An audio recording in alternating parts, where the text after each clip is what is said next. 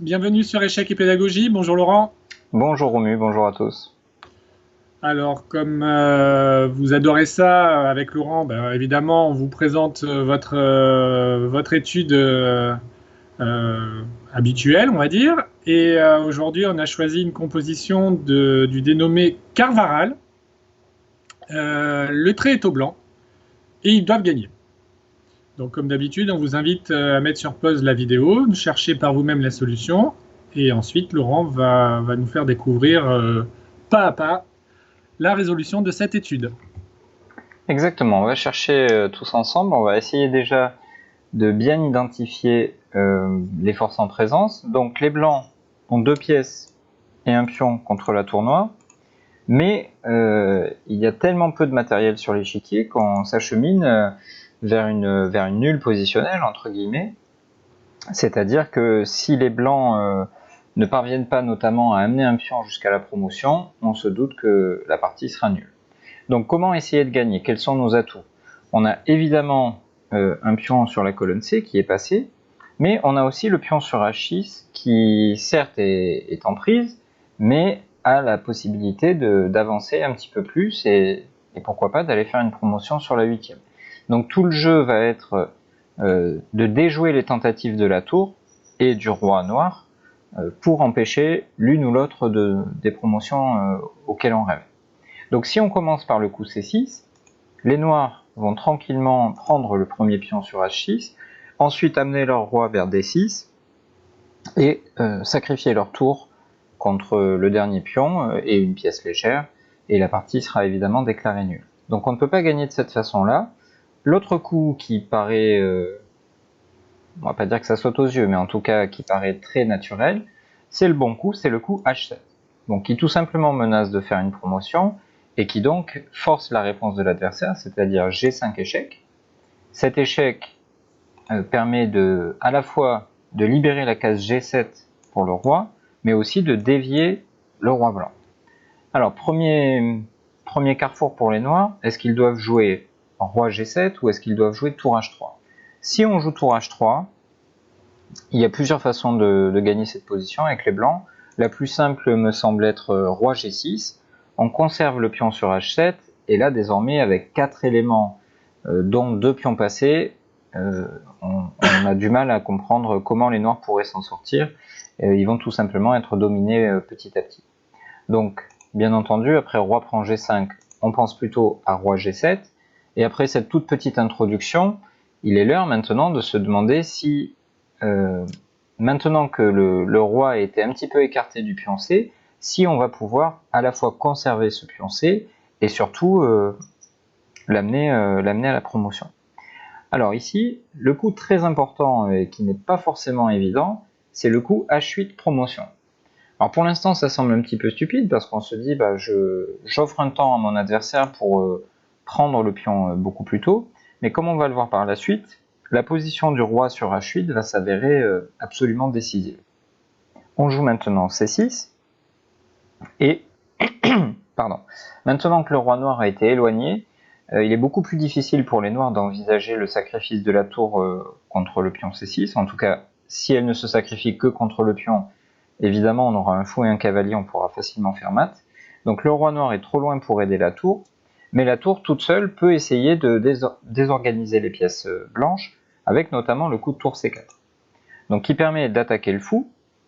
Si le fou s'en va, on va dire sur B3, il y a tout simplement tour prend C6 avec une nulle immédiate, et si les blancs décident, on va revenir ici, si les blancs décident de jouer fou B5 pour continuer à défendre le pion, alors attention, il y a tour C5 échec, qui ensuite ramasse le fou, dans des conditions tout à fait acceptables pour les noirs, qui ensuite n'auront plus qu'à sacrifier la tour pour le pion, et obtiendront la nulle.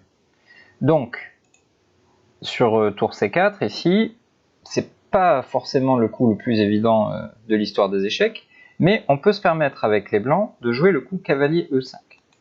Alors Romu, c'est vraiment un coup très surprenant, c'est-à-dire qu'on nous attaque une tour, et notre réaction c'est d'encourager l'adversaire à... On nous attaque un fou, pardon, et notre réaction c'est d'encourager l'adversaire à prendre ce fou.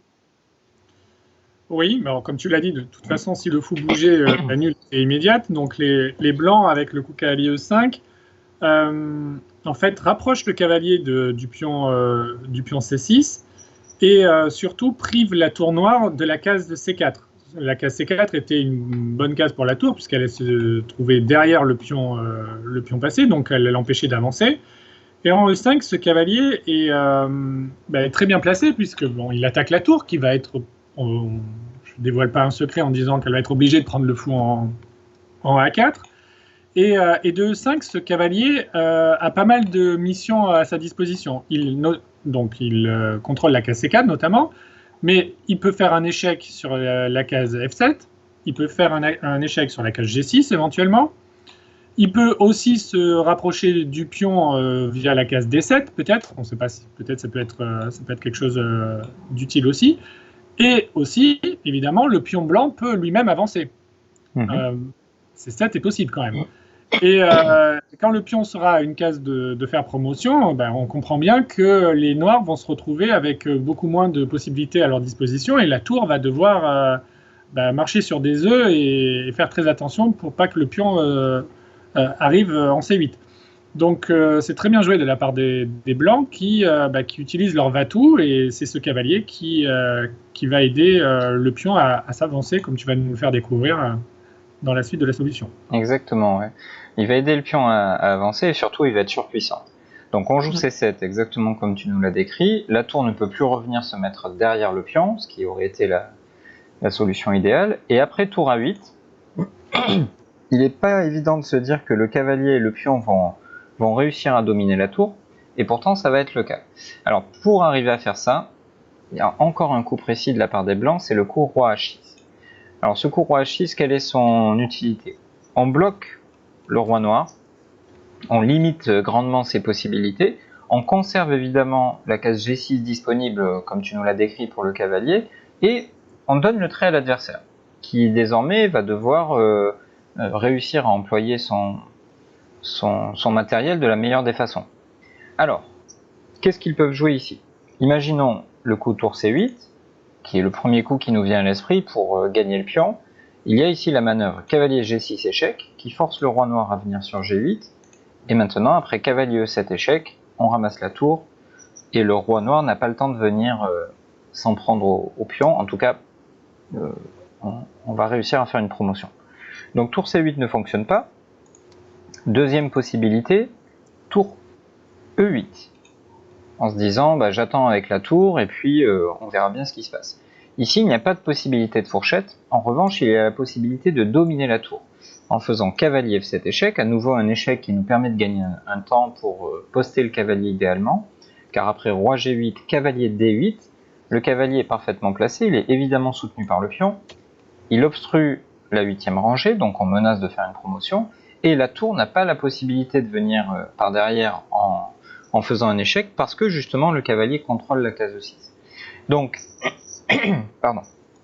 La tour est dominée, on va réussir à faire une promotion, et c'est un thème que l'on va pouvoir reproduire plusieurs fois dans la suite de cette solution. Troisième possibilité, on pourrait penser au coup de tour F8, c'est évidemment réfuté par la fourchette en G6, et on aurait aussi une jolie possibilité de mat TD avec tour G8 qui se heurte cette fois-ci à cavalier F7 échec, échec et mat. Dernière possibilité pour la tour, puisqu'elle ne peut pas se maintenir sur la 8e rangée, on pourrait penser à tour A6 échec, mais alors maintenant on couvrirait avec le cavalier avec échec, et évidemment après roi G8 on a les mains libres pour faire notre promotion. Donc on voit que c'est une véritable position de zugzwang qui est en train de survenir. Pourtant l'échiquier est quasiment vide, la tour paraît être vraiment libre de ses mouvements, et partout où elle voudrait aller, malheureusement il y a un défaut. Donc la dernière possibilité pour les noirs est de jouer roi G8, mais maintenant on trouve un nouvel accès pour notre cavalier à travers la case C6. Évidemment l'idée est de jouer cavalier B8, à l'image de ce qu'on a vu précédemment, ça pourrait obstruer la 8e rangée, menacer la promotion et interdire la venue de la tour à cause du contrôle de la case A6. Donc ça c'est la menace, quelles sont les autres possibilités? Si tour C8, cavalier E7, on a déjà vu quelque chose qui ressemblait à ça. Si tour E8, cavalier D8 réitère le fameux thème du blocage de la tour. Et il reste une dernière case, c'est la case F8, avec l'idée sur cavalier D8 de pouvoir faire échec en F6, mais malheureusement pour les noirs, ils ont pu faire un échec, mais ils n'ont pas le loisir de venir se mettre derrière le pion à cause du contrôle de cette case par le cavalier. Ce qui signifie que dans tous les cas de figure, les noirs vont devoir accepter le fait tragique pour eux que le pion va se transformer en dame, et donc mission accomplie, les blancs gagnent la partie. Merci Laurent pour ces explications. Une étude assez sympa sur le thème de la domination. On voit que le cavalier soutenu par le pion réussit par des motifs géométriques à dominer la tour et à l'empêcher de contrôler l'avancée du pion. Et ça, c'est quelque chose un thème qui est assez intéressant et qu'on peut reproduire dans nos propres parties. Ça peut arriver qu'il y ait une obstruction, notamment de la 8e rangée qui empêche la tour de contrôler la case de promotion. Donc on s'est dit que c'était une étude intéressante à vous présenter. On espère qu'elle vous aura plu. Si c'est le cas, n'hésitez pas à liker la vidéo, à nous faire vos retours par commentaire. Et bien évidemment, si vous n'êtes pas abonné à la chaîne, c'est sympa de le faire, c'est un moyen de nous soutenir et qu'on apprécie bien évidemment. Et on vous donne rendez-vous très rapidement pour de nouvelles publications. Au revoir. Merci, à bientôt.